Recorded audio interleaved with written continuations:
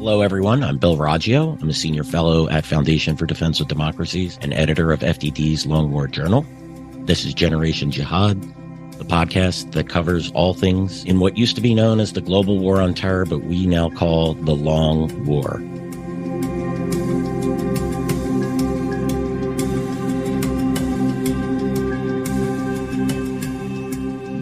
United Nations Analytical Support and Sanctions and Monitoring Team released its latest report on Afghanistan and Al-Qaeda and Islamic State and Taliban activities there.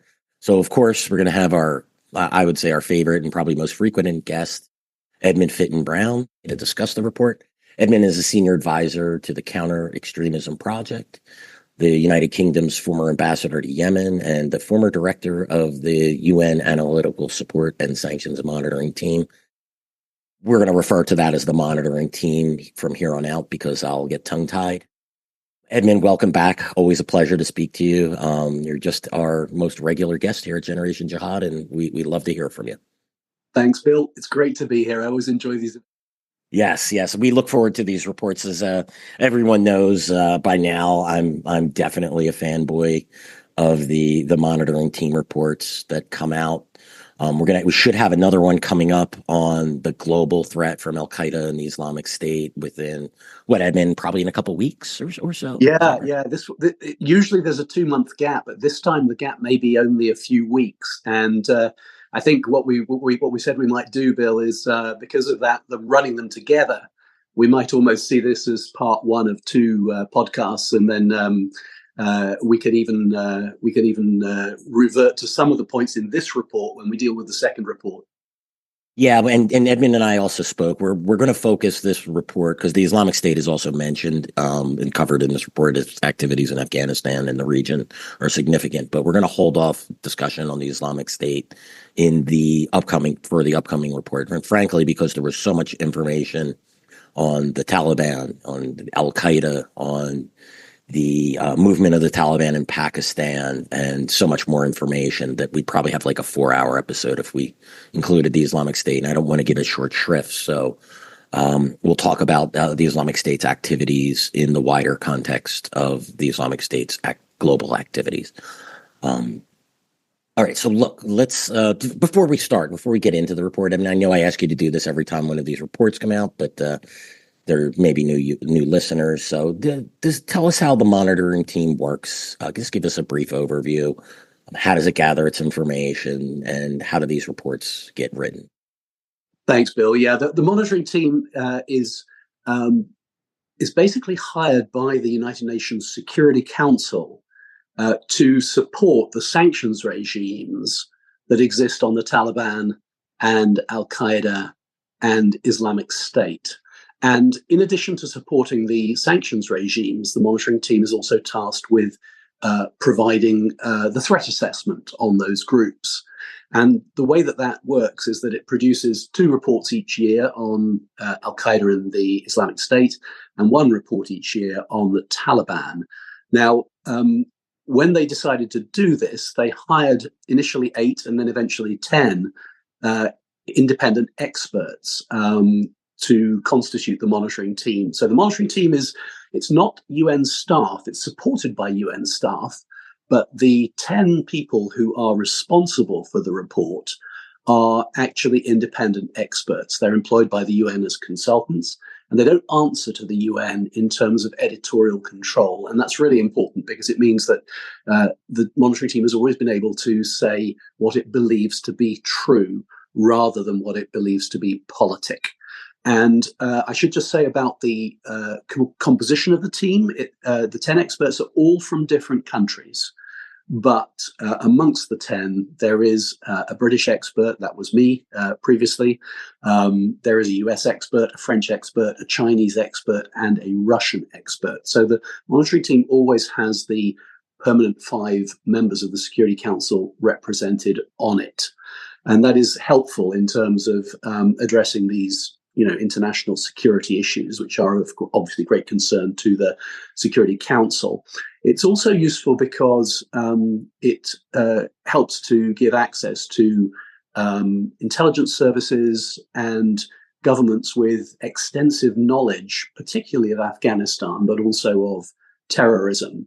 And the way that the monitoring team works is that it has a specific mandate to consult member states' intelligence services and counterterrorism agencies, and to gain this information on the Taliban, on Al-Qaeda, and on Islamic State, which is, of course, sensitive information. It's sensitive whether or not it's supporting the sanctions, and it's about the individuals who are on the sanctions lists, or whether it's about the threat. And it gives the monitoring team this extraordinary access all over the world, which other UN entities do not have.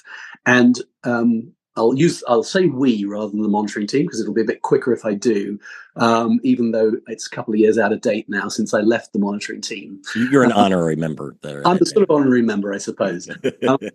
So we would travel, or in some cases, being based in New York, sometimes you can meet relevant people in New York as well.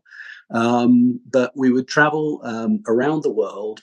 We would be given access to member state intelligence services, and we would go and say to them, we need to know what you know about these groups, and tell us what is for our information only and what we can use in these published reports. Because in a sense, this is a mechanism for declassifying intelligence. It's why the reports are so interesting and so important, because there is, in the space of more than 10,000 words, there's a lot of intelligence in there. There's a lot of grist, if you like. And I know that you, as one of the great experts and analysts, you spot these nuggets of intelligence in there, which member states have said, okay, no, we're happy for this to be published. But it does make these reports unique. It means that they do reveal more of the underlying picture than any other open product. I love those nuggets, right? Those bits and pieces. It's great to see that. It's one of my favorite parts. The analysis is, and look, we'll talk about disagreements, and my disagreements whenever with some of these reports is generally on the margins. These reports are fantastic, just in the richness of information that they provide. And I also, you hit on it, said there was, these reports aren't being influenced politically. It's the intelligence. This has been one of my biggest problems with trying to cover the war based on what U.S. Defense Department says, or what the CIA says, or the DNI says, or other organizations. There's often, I have detected, significant political interference, and it's hard to detect what is accurate and what isn't.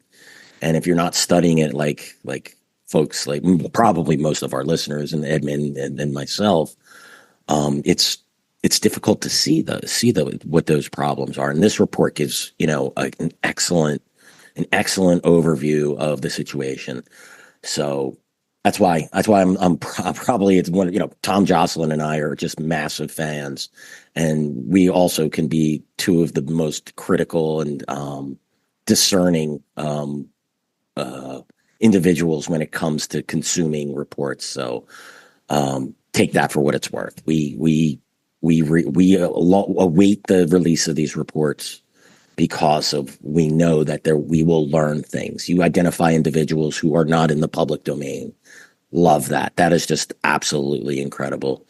Make connections. The information on Al-Qaeda's activities in Afghanistan, which we're going to get into, I don't just take it at face value too, right? I mean, I've been tracking Al-Qaeda's activities in Afghanistan for almost 2 decades now.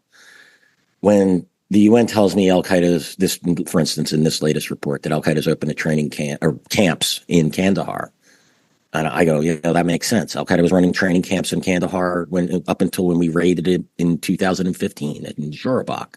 So there's historical, a lot of the places on the map that we created, there's 12 out of 34 provinces, Al-Qaeda has historically operated training camps there. Nangarhar, Ghazni, Zabul, right? I could go down the list. I could show people why that makes sense. And that's why there's a lot of value in it. But let's get into the report, Edmund. We're going to start off with what the UN says about Al-Qaeda. The monitoring team notes that Al-Qaeda, and your quotes here, still uses Afghanistan as a permissive haven under the Taliban. The report notes But then, there's a contradiction here, and I'd love for you to explain this to you probably know how these reports and some of the influences that come. So it says that, right? The report documents 2 additional provinces where training camps are operating. The previous reports noted the establishment of safe houses, religious schools, or madrasa, media operations center, weapons storage facility. But then the report says the Taliban has done much to constrain, this is all in quotes, to constrain the activities of al-Qaeda and their affiliates. But then the report goes on to say member states remarked that its reorganization and training activities, as well as new travel into Afghanistan, indicate that the group still uses Afghanistan as a permissive haven under the Taliban, raising questions about al-Qaeda's intent, end quote. So, Edmund, a little bit of a contradiction there, right? They're saying the Taliban's constraining them, yet we're seeing these infrastructure expanding. What do you think the reasoning is for that? I think there's an element of contradiction here, or a sense sometimes that you've got sort of 2 voices speaking in the report. One is a sort of a glass half full voice, and the other is a glass half empty voice. And that makes sense when you think that it's the work of 10 people being brought together. The fact that you've got 10 people with different and in some cases opposing views means that nothing is going to get through that is just outright false. But you will get some sort of balancing between, should we acknowledge something good that's happened, or should we focus on the, relentlessly on the challenges and the negative? So I think that's part of it. But, of course, a glass is both half empty and half full. And so sometimes you can see and hear the same thing being said in 2 different ways. I was particularly struck by this with I know we're going to come to TTP, but I'll just briefly dip into it ahead of time, where it says that the Taliban is restraining TTP by paying a salary to, which is being given to the leader of the TTP.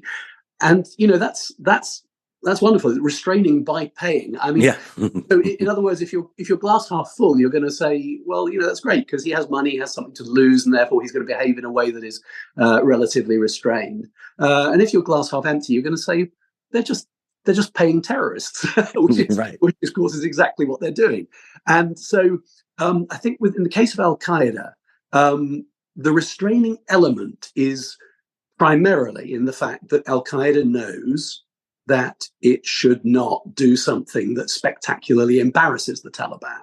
So al-Qaeda, even if it had the capability, and we'll come to capability in a minute, it would not right now want a signature attack launched from Afghan soil against American or other international interests, because that would so embarrass the Taliban, it would so give the lie to what they are saying to the international community, that it would cause them a problem between the 2 groups. So that element of restraint does operate. And, you can see that this can also apply in terms of, trying to guide them into staying in certain places. But within those boundaries, they're free to do whatever they want. And the report says repeatedly, this is a permissive environment for all of these terrorist groups, including al-Qaeda. And they get to recruit, and they get to reorganize, and they get to train. And more than that, they get to carry out and support TTP operations against a supposedly friendly neighboring country, Pakistan. So, that is to say that this is not a level of restraint with which the international community can even begin to be comfortable. Yeah, I wish... And I think you're 100% correct on your analysis of that. And I wish the report would say some member states claim that there are, or say that the Taliban is constraining activities, and others, it's like we have to read between the lines in that, and that's okay. We're capable of doing that. And, I think the other issue too, Edmund, is what does constraining the activities of al-Qaeda and their affiliates actually mean? Does it mean their ability to conduct external attacks? Well, al-Qaeda isn't using Afghanistan at this time to launch external attacks. Now, there may be, maybe the Taliban's constraining them. Maybe there's an agreement between the 2 that they don't. And we have to keep in mind that Al-Qaeda doesn't want to sacrifice this long, hard-fought gains that both it and the TTP and the Afghan Taliban to establish that Islamic Emirate of Afghanistan. So, constraining the activities, well, they certainly aren't in Al-Qaeda building its infrastructure. That is not happening. Or the Al-Qaeda's support for the movement of the Taliban in Pakistan, again, which we'll get into. External attacks from Al-Qaeda, that might be a different story. I always remind people that the first attack on the World Trade Center and the second attack on the World Trade Center was 8 years in between, punctuated by attacks in 1998 and the USS Cole, 2 major attacks by Al-Qaeda, and that was in 2000. Al-Qaeda is a patient organization. It's and it's learned a lot over the last 2+ decades since 9/11. That maybe causing the Taliban to lose that Islamic Emirate of Afghanistan again, which it would take a massive attack launch from Afghanistan for the U.S. to re-engage there. Maybe it's in its best interest to let the Taliban blossom. But anyway, let's get into some of that infrastructure, unless you have any comments on that, Edmund. No, I think, one of the things to remember is that Al-Qaeda is a global organization, and we'll come to this when we discuss the other report. The leader of Al-Qaeda is no longer in Afghanistan because Zawahiri was killed by the US in Kabul. So the leader of Al-Qaeda, Saif al-Adil, is in Tehran, in Iran. He's being generously hosted by the Iranians. And then you've got Al-Qaeda affiliates all around the world. Now, judging whether Al-Qaeda poses a clear and present danger of directed attacks in non-conflict zones, of course, we're not just talking about Afghanistan. It could originate from another part of Al-Qaeda. It could originate from Yemen, for example, AQAP. So I think that people who are making a judgment about whether Al-Qaeda poses a threat from Afghanistan, particularly those who are saying it doesn't, I think they should hesitate to make that kind of a judgment, because we don't have full visibility here. What we do have is an organization that is triumphant because their patrons have triumphed over the United States and kicked out NATO and are now ruling the country. Now, if Al-Qaeda is exercising strategic patience in Afghanistan, which the report says, and I think it's probably true, that doesn't alter the fact that this is a potential threat. And whether that's a threat in the shorter to medium term or in the medium to longer term, that's the real point of discussion. Now, I personally am happy with the analysis that it's a threat in the medium to longer term, but it is a threat, and it is gestating as a threat. And to tell the Taliban that they're doing okay in relation to their suppression of Al-Qaeda is a foolish thing, because the Taliban need to be told again and again and again that their sponsorship of Al-Qaeda and TTP and a whole raft of other groups in Afghanistan, with the only exception being ISIL-K, or Islamic State Khorasan province, this is completely unacceptable. And when you talk to the Taliban about the presence of these groups in Afghanistan, they simply lie and say that they're not there. Yep, that's been the Taliban's MO for almost 2 decades now. I mean, that's one of the things I tracked for years. The Taliban would issue, Al-Qaeda's not here. They left after the U.S. invasion. And it's been the big lie for the Afghan Taliban.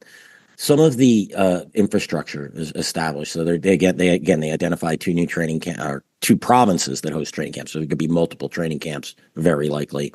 Kandahar, which I mentioned earlier, as well as Takhar province in northern Afghanistan. Again, there are training camps now in 12 of the 34 provinces, so more than 1/3 of the provinces host training camps being run by Al-Qaeda. The report notes that there's, around 200 AQIS. I'm a little skeptical I've always been skeptical of the numbers that come out. The U.S. government kept saying 50 to 100 Al-Qaeda. I tell this story. People's ears probably bleed when I tell this because they're tired of hearing it. 50 to 100 Al-Qaeda, constant estimate of Al-Qaeda strength in Afghanistan. for 6 years until the U.S. raided those camps in Shurabak and in Kandahar province and killed almost 200 al-Qaeda fighters. Then they revised up and said probably around 300. So I'm skeptical of those numbers, and also just do some basic math, right? They said that there's 12 training camps operated by al-Qaeda. So 200 divided by 12, let's just round. That would be 20 al-Qaeda at each camp. Oh, there's madrasa being run by al-Qaeda. That's 5.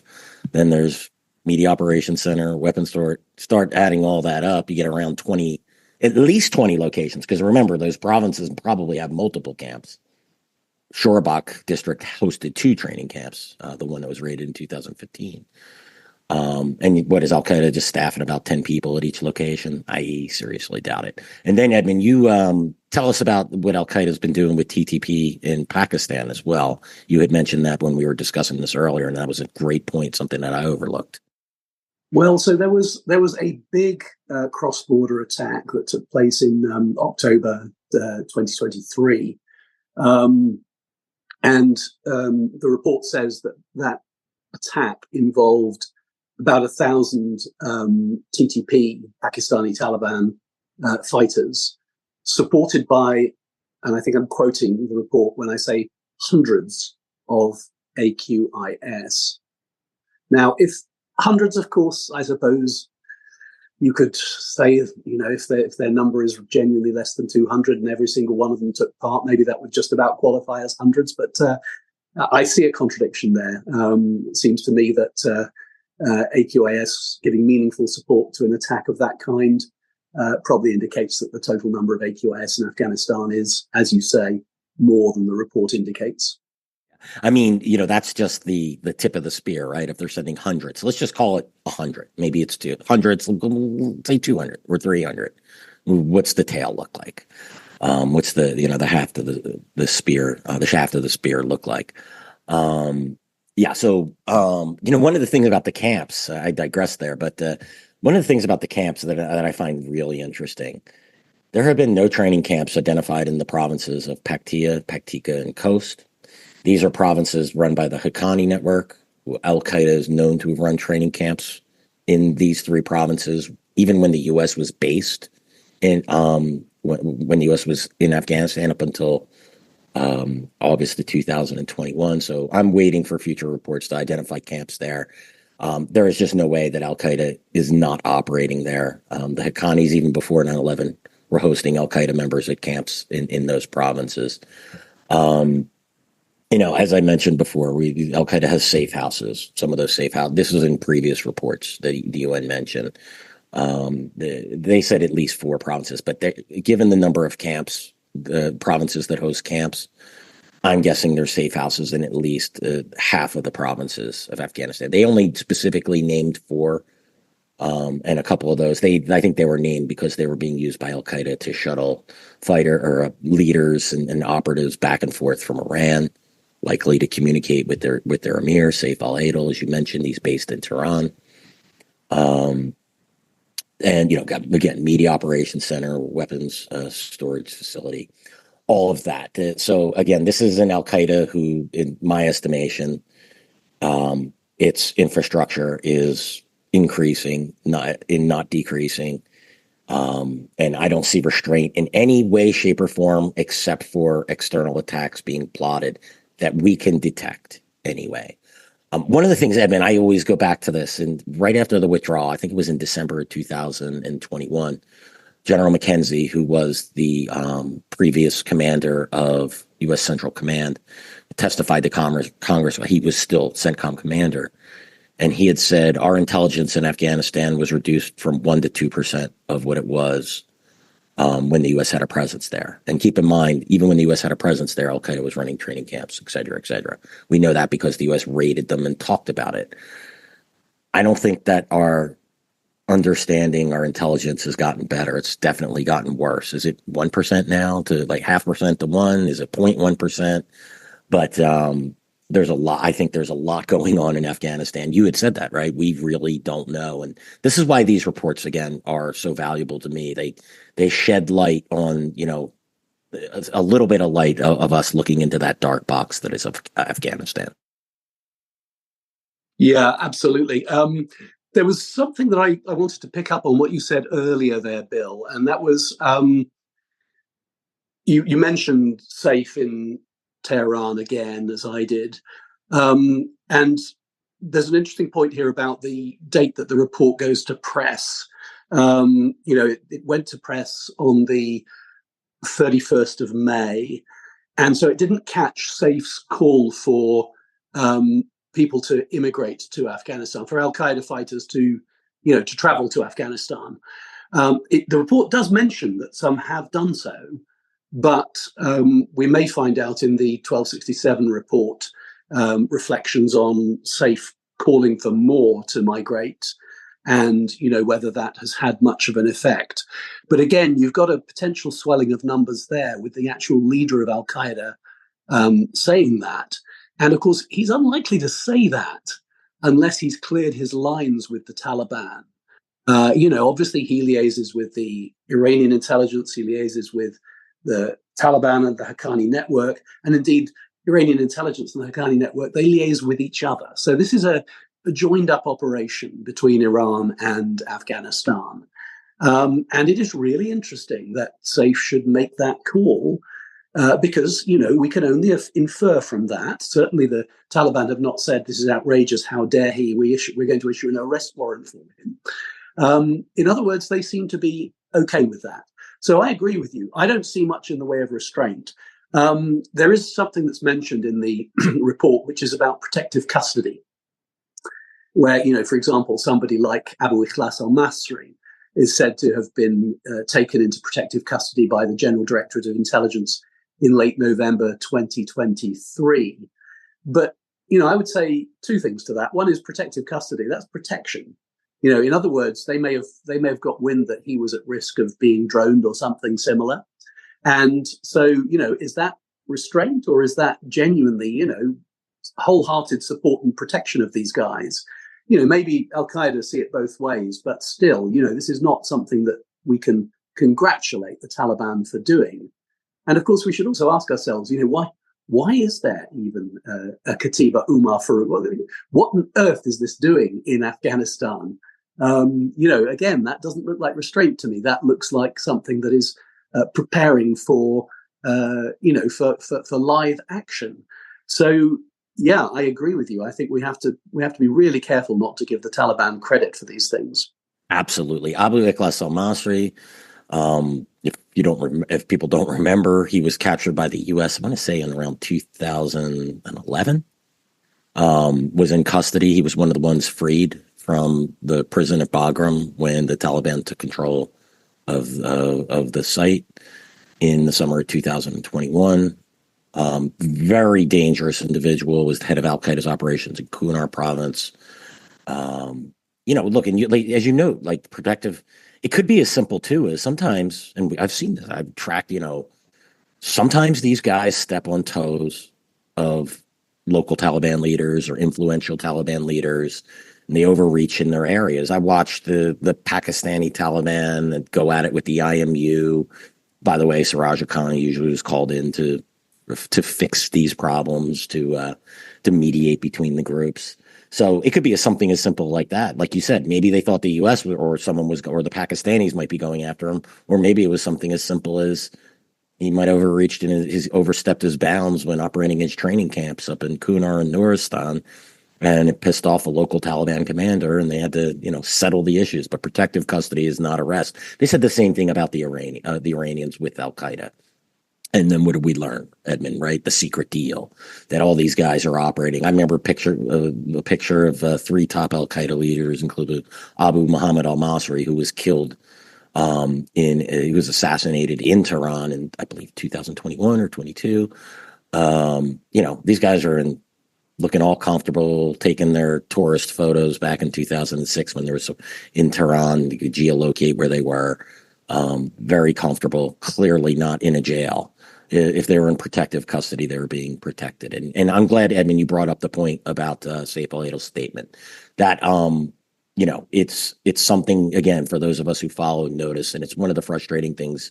And by no fault of the report, I remember tracking with SIGAR, the Special Investigator General for Afghanistan Reconstruction, when I wanted to compare their data to my data on the map of the Taliban controlled and contested districts, theirs was always 3 months behind the release date. The cutoff was of the information was 3 months before. So I always had to explain, like, look, there's a lag there, and that's difficult to determine. So, this is one of the structural things of the reports that, we just have to understand why, and I appreciate you explaining that. There's one. Go ahead. Yeah, go ahead. If I can mention, Bill, again, I think it's interesting. You have to look right through the report for some of these interesting snippets. And sometimes, there are things that are relevant to major sections, like the section on TTP or the section on Al Qaeda, which appear elsewhere and are relevant. And again, you see the sort of the personality of the monitoring team coming through in the report. There's some really quite strong criticism of Taliban government spending on military and security. And one of the things they talk about is that the Taliban are spending far too much money on pure military capabilities, for goodness knows what purpose. But certainly what they're spending is not appropriate or fitted to a counterterrorism campaign, which, again, sort of gives one reason to doubt those who would have us believe that there is a sort of serious counterterrorism partner in waiting in the Taliban. That's not what they're spending their money on. And the most striking example of that is the fact that they still have a suicide bomber capability in the Afghan de facto Taliban armed forces. Now, ask yourself, what is a suicide bomber capability for? It certainly isn't for any credible threat that the Taliban face. It just shows that they have not changed. No, spot on, Edmund. And, anyone who wants to believe that the Taliban is going to be a partner, I mean, if you haven't seen enough by now, the Taliban has a big military and a big interior ministry because its goal is to remain in power. It's not to protect the Afghan people. It's not to protect minorities. And the report goes into this, right, Edmund? It's not to be inclusive, any of those things. It's to protect Taliban rule. People see that as a bug. I say it's to the Taliban, it's a feature.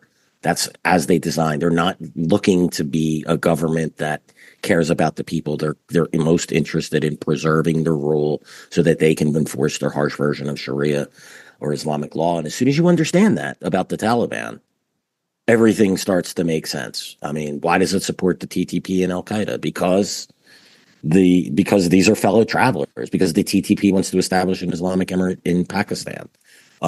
One of the biggest supporters of the biggest supporter of the Taliban's insurgency, with Iran, I don't want to say a close second, but somewhere between, a moderate second there.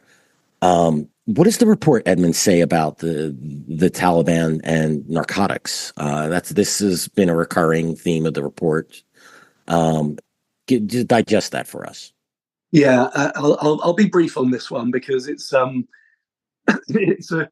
continuation of what they've said before. There has been enforcement action against poppy. So you had the Hayatullah's decree in 2022. In 2023, there was an anti-narcotics act was passed. But when you actually look at the details of what the report says, the Taliban can say, "Oh, look, we've taken this decisive action against narcotics because they're un-Islamic." But in fact, the report says that they have huge stockpiles of opium, and those stockpiles are still being released, and they are going along the established trafficking routes. And those established trafficking routes are controlled by leading members of the Taliban. So in other words, they're sort of untouchables, they're seniors, they're people who've been their big drug dealers, are still making huge profits from this. And the Taliban is still gaining enormous revenues from the drug trade. And, to some degree, the reduction in cultivation has driven up the price of the stockpiles.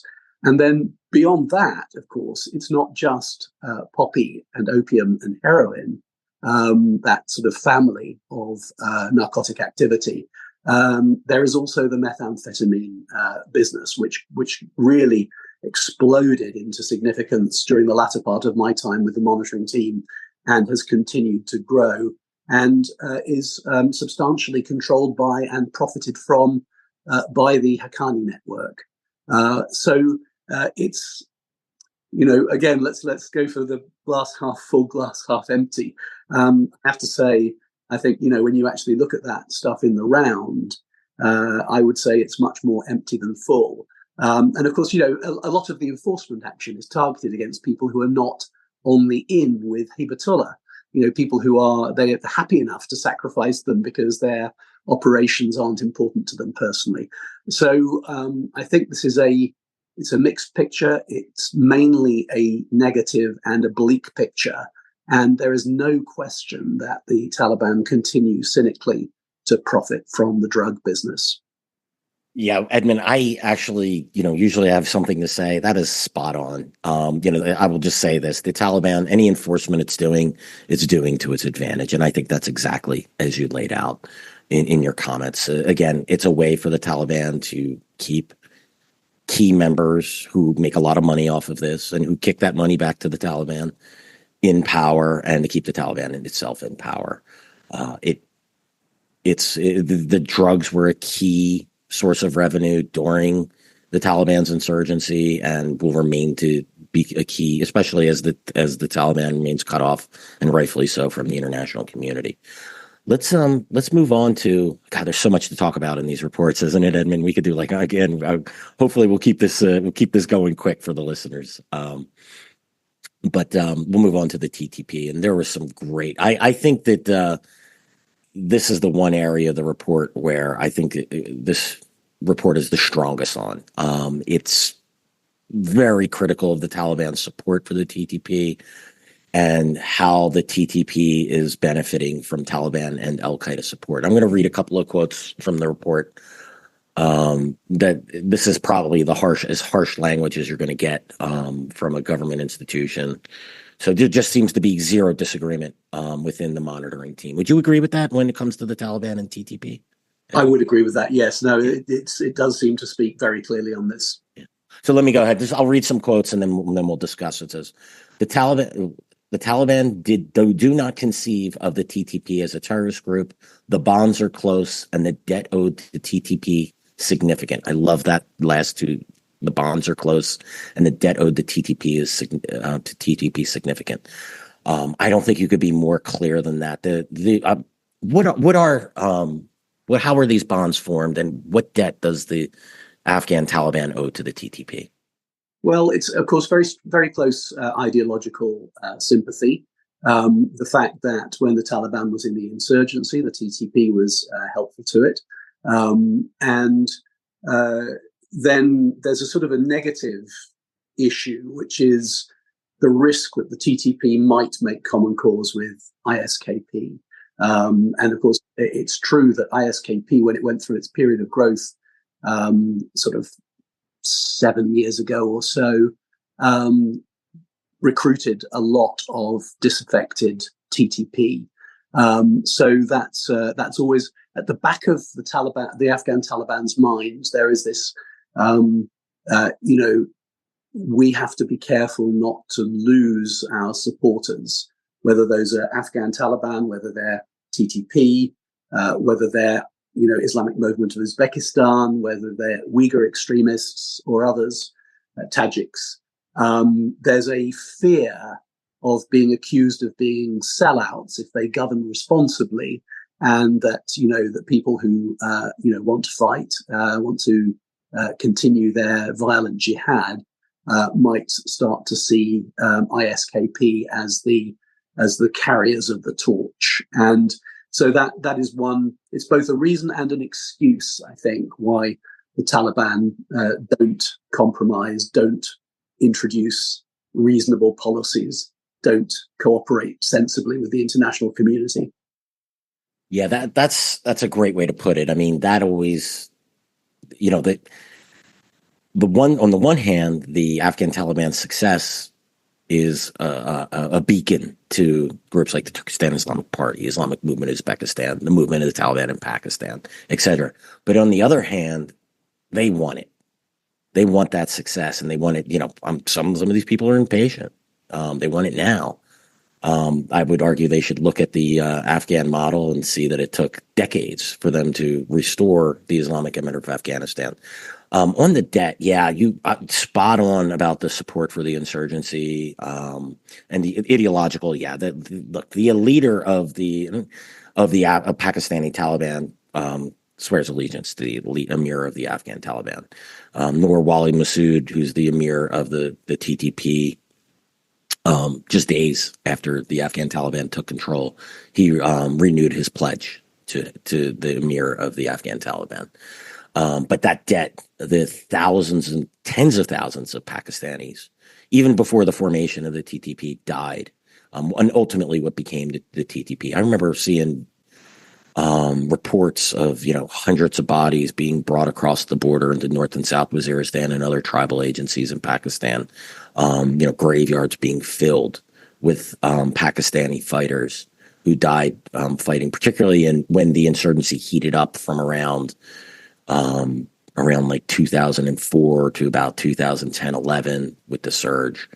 So, when you put all of those together, these are ideological fellow travelers.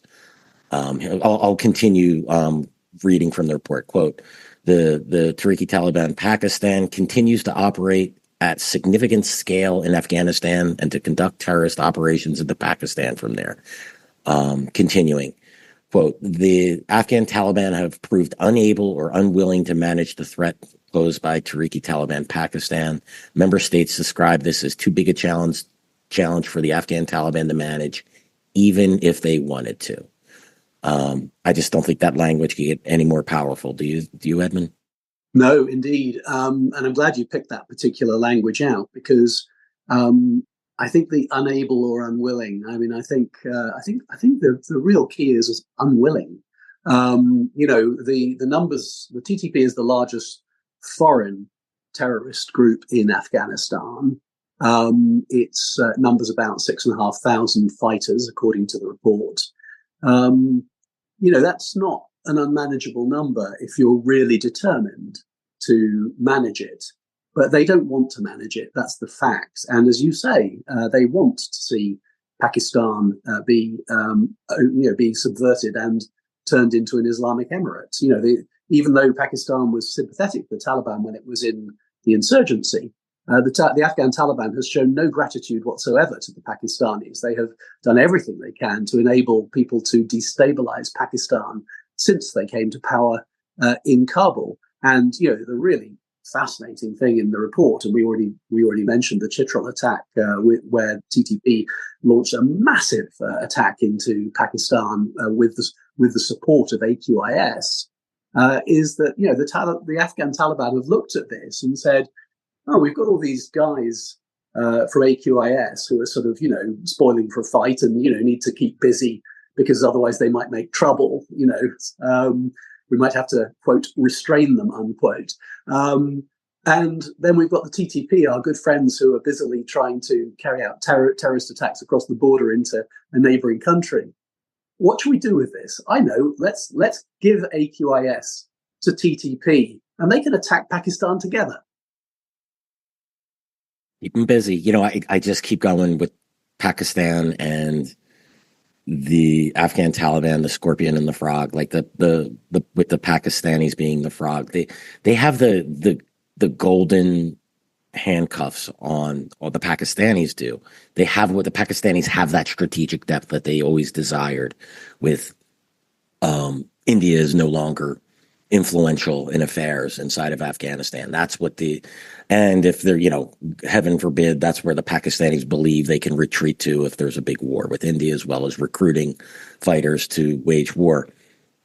But the Pakistanis just don't understand that the Afghan Taliban is playing a different game, that it would be quite content with an Islamic Emirate of Pakistan on its border. And it's a major mistake. And the Pakistanis are, operating in my estimation, in the 1990s in their thinking, and not understanding what they actually have on this border. And then they're shocked. They're shocked that the Afghan Taliban would dare to support the Pakistani Taliban. Well, if you're paying attention all of these years, and you watched as the TTP seized control of large swaths of northwestern Pakistan, and got even to within 50 to 60 miles when it took control of Buner, a district in northwest, what was then the Northwest Frontier Province. Only then did the Pakistani state take action against the movement of the Taliban in Pakistan, and at the whole time it was being supported by the Afghan Taliban. I remember documenting that stuff probably 15 years ago almost. The monitoring team also, one last thing before we turn on Al-Qaeda support of the TTP. It notes that the Afghan Taliban provided the TTP with, quote, NATO caliber weapons, especially night vision capability that have been provided to the TTP since the Taliban takeover. My take on this, Edmund, rifles and things like that, that's fine. But things like night vision, those are more sophisticated and more difficult to obtain items. Maybe not as difficult today as it might have been 5 years ago. But even so, they're expensive. You could get Chinese-made stuff now.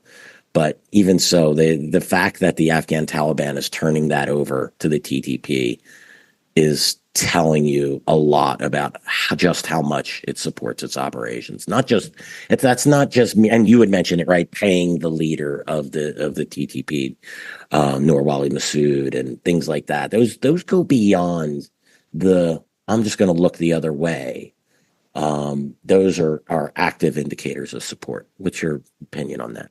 Yeah, I'm glad you highlighted it, Bill, and it's worth highlighting to people who will trouble to read the report. Do read right through it, because, as I said, there's interesting stuff that's dotted all around it.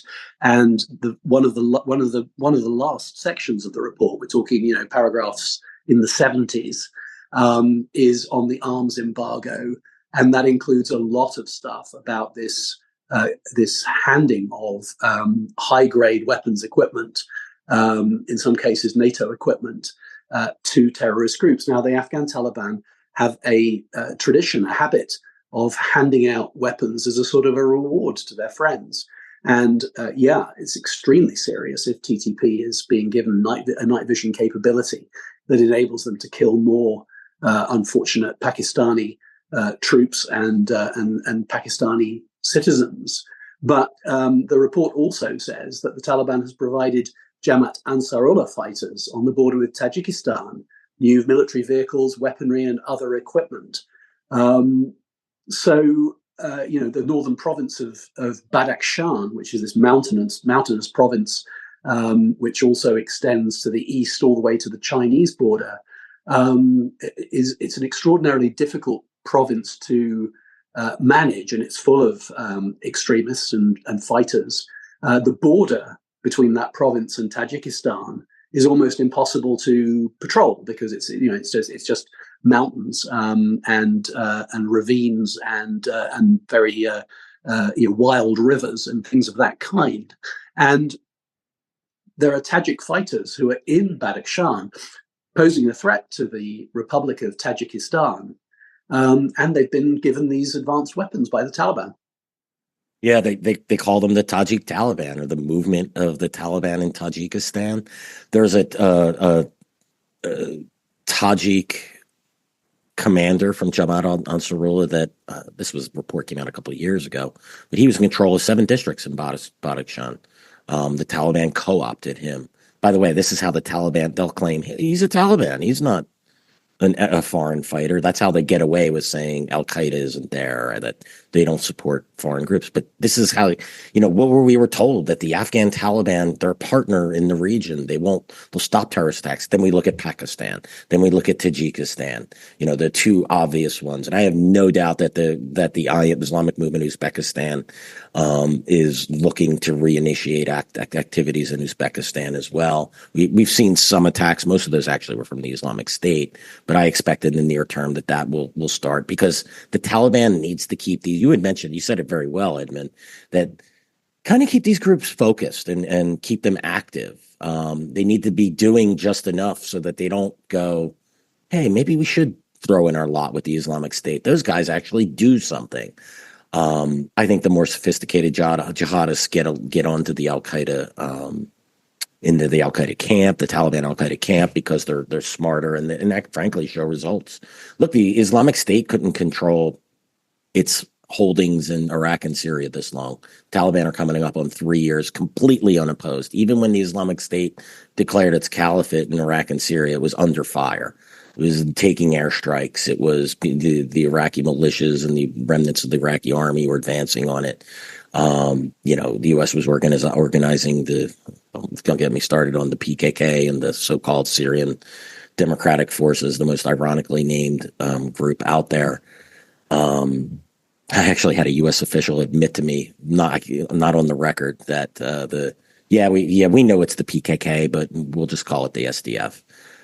In person, I wanted to punch him. Like just take the PKK off the terrorist list if you want to work with them. Anyway, I digress. We actually, Edmund, we talked. Okay, one of the things the report noted, we already talked about the how the Al Qaeda in the Indian subcontinent and Al Qaeda was supporting the TTP. So we won't rehash that. You gave a great overview of that. Al Qaeda is training the TTP. The report notes.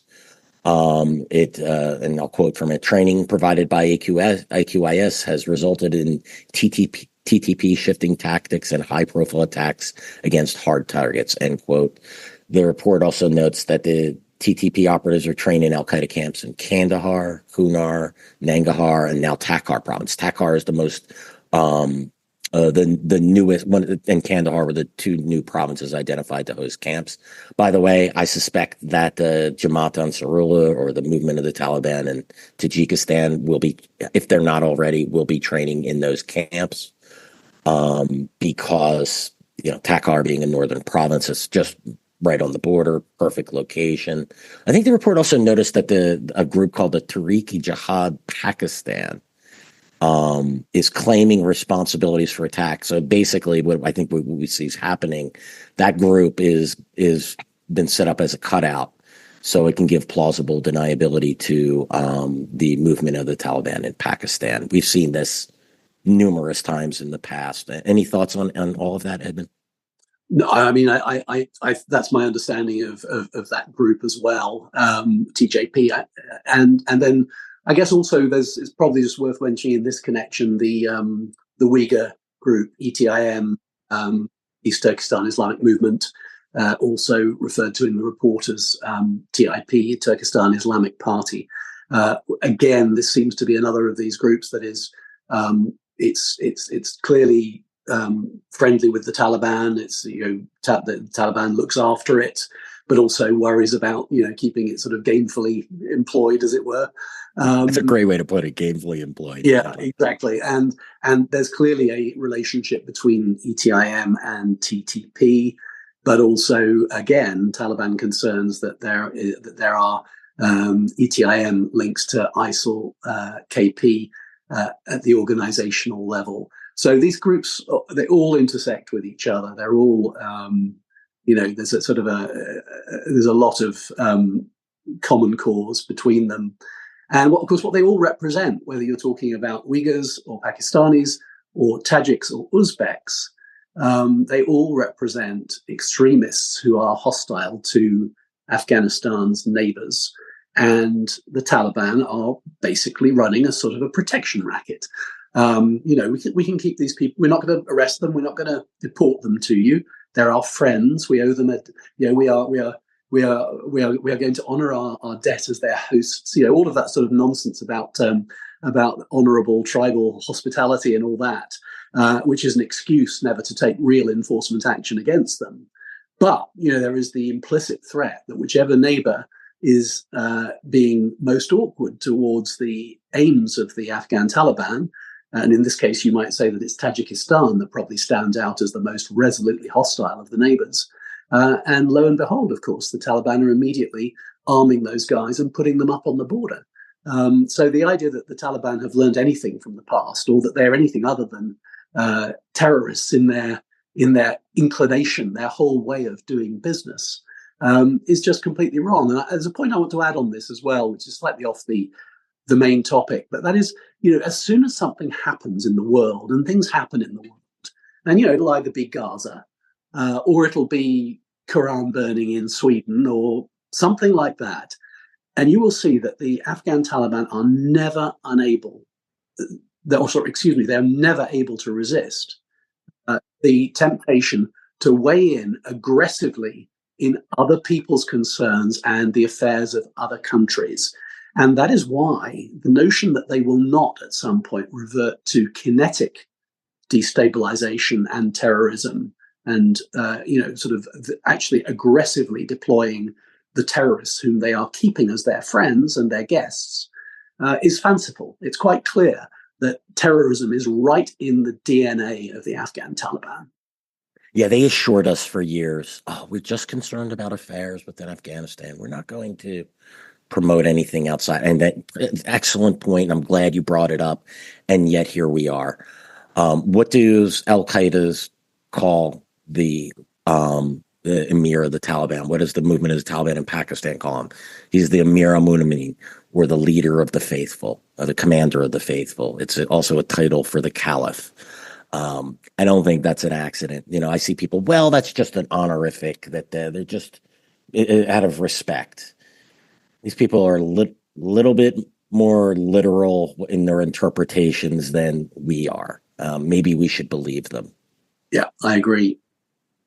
So you had said to keep them gainfully employed. The thing that popped in my head is, hey guys, go get your jihad on in Tajikistan. Get your jihad on in Pakistan. And then just another quick point. This is one little difference in the report. It's really just the phrasing of it. They mentioned that Al-Qaeda has some ties with the TIP, or actually didn't even say it that, like sort of some affiliations, and it's like, I think in 2007, I might be wrong about the exact date, it might be 8, the U.S. State Department designated Abdul Haq al-Turkestani, who is the leader of the Turkestan Islamic Party, or Eastern Turkestan Islamic Movement, whatever you want to call them. In his designation, they named him as a member of Al-Qaeda's Shura Majlis, or its executive council.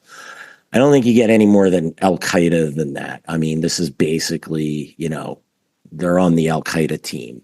So that's how close these relations go. Last item, Edmund, the report.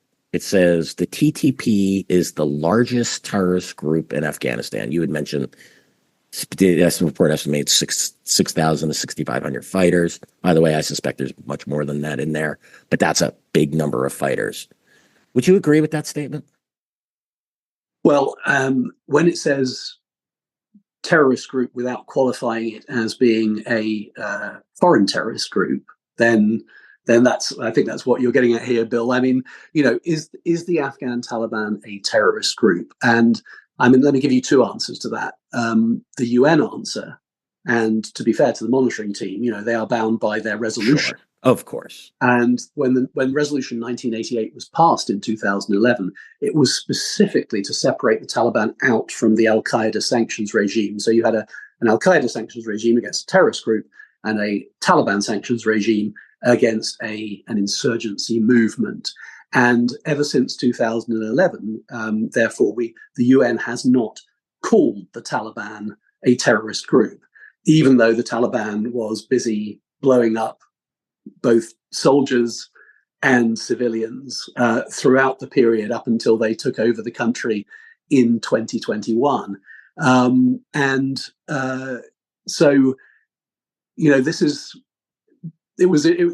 one of those things that occasionally would come up in conversations, but because the sanctions were aimed to drive behavior change and to get the Taliban to engage in a meaningful Afghan peace process, the idea was not to refer to them as terrorists.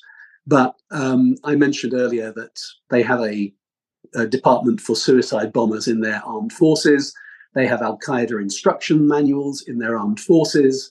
And I do not believe they will be able to resist the impulse to get involved in sponsoring terrorism as soon as they feel provoked to do so. I think that the Taliban is a profoundly terrorist organization.